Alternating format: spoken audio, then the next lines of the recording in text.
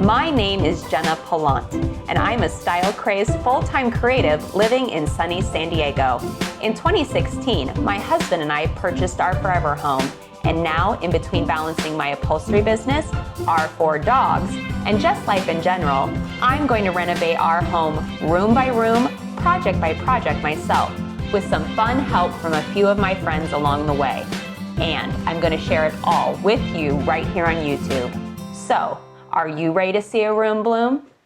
Ever since I finished that atomic atrium project, truth be told, Color Loves, I've had one thing and one thing only on the brain, and that has been the multiple white walls remaining in our fixer-upper home, the portfolio house. I mean, sure, I am the one who originally painted its once beige blah walls white, but that was simply because this color-loving weirdo loves nothing more than a blank new canvas to envision her creativity upon. And I've currently got 4 of them on my design radar. One of those 4 involving biophilic design, the design practice of creating a closer connection to nature through interiors. Biophilia in itself means a love of nature.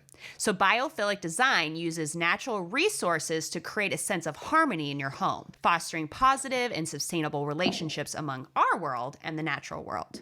Us human beings are a deeply social species whose security and productivity depends on positive interactions within a community. And the past 2+ years have extremely challenged that human nature. Thus, bringing Mother Earth into our home now is more important than ever before. And it's sort of a no-brainer that this born and raised Nebraska farm girl loves her some plants. I have been being a bit hesitant, however, in including plants in any of my designs, in fear it would be a constant reminder of my non-communicative relationship I have with my nuclear family back home. It honestly wasn't until I watched Carmion Hamilton, the winner of Design Star Next Gen, talk about her heartfelt connection with plants and her deceased mother, that I realized I should not fear the plants themselves. The plants are actually a great reminder of something good from my younger years.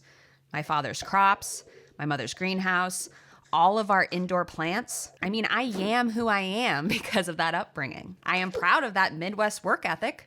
Why not be proud of that farmer's thumb as well? Thus, once that sunken living room was revealed and I had those blank canvases on my mind, I knew a giant living wall was an absolute in the portfolio house's future. Originally concepting biophilic design on our formal living room's giant blank wall. A wall I thought was covered in enough natural light.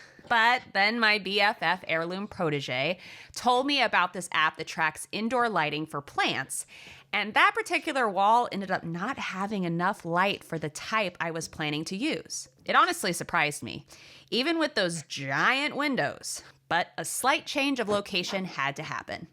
Plus, with the app's help, I knew without a doubt that the atrium skylights located around the sunken living room area provided the exact right amount of light for a giant living wall. The more you know. So, once the best area for natural light was determined, I neurotically obsessed over that wall's measurements to determine the location of each wall planter, as visually objects being square and plumb make or break the success of an install, especially wall art.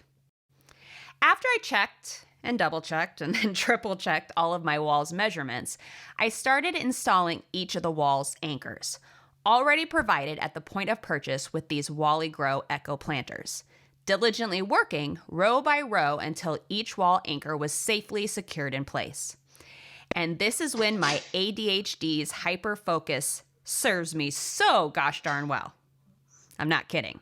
My neurotic ability to develop tunnel vision and hone in on one task and one task only until it's fully completed, that's my superpower, y'all. It's when my mind is the most quiet, the most peaceful. Then, once all the wall anchors were secured in place, it was time to get to planting those pothos plants directly into each of the 77 Wally Grow Echo wall planters, making sure to gently loosen each of the plant's roots from its original home as I planted them, feeling a direct connection to my youth, getting my hands dirty in the dirt, planting something I will need to care for in order for this biophilic design to thrive. topping off each planter with a little more indoor plant soil, and then bam, hang. How rad is that? The only kicker being I have to do it 76 more times. Oh, well, that and I could only go so far with the first haul of Home Depot plants.